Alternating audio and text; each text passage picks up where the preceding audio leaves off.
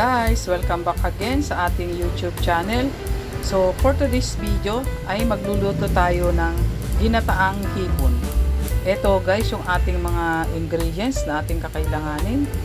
Meron tayo ditong bawang, sibuyas, luya, siling haba, yung sitaw, kalabasa, talong. Meron tayo ditong hipon na ating pansahog at yung ating Coco Mama.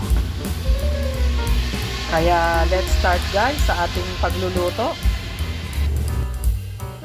Ialabos muna natin yung ating hipon.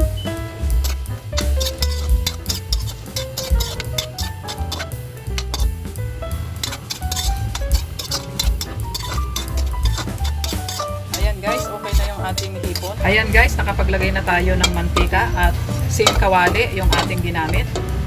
Ilagay na natin yung ating bawang.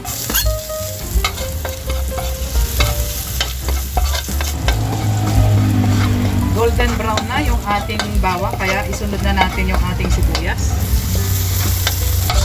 Isunod na rin natin guys yung ating kalabasa at sitaw.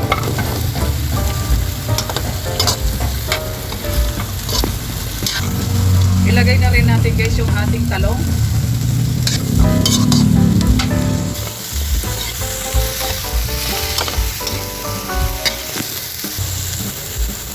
Maglalagay na rin tayo guys ng patis.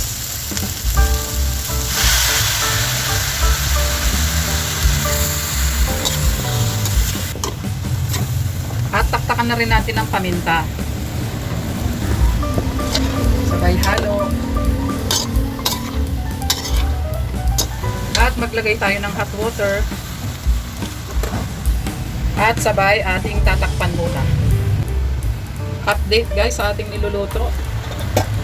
Mag-a-add pala tayo guys ng luya. Muntik na natin makalimutan.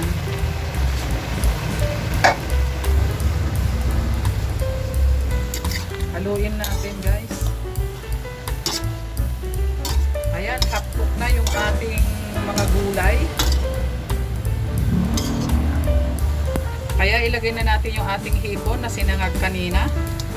At yung ating Coco Mama na ating gata.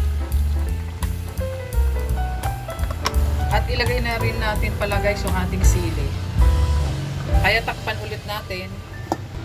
Update guys sa ating niluluto. Ayan, kuluan na. Kaya haluin natin.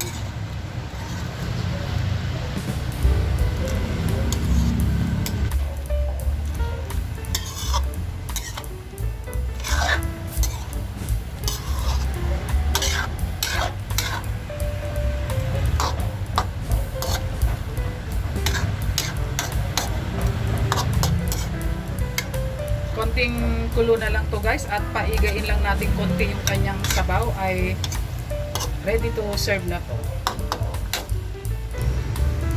Ayan na nga guys, it's done na ang ating ay kalabasa at sitaw.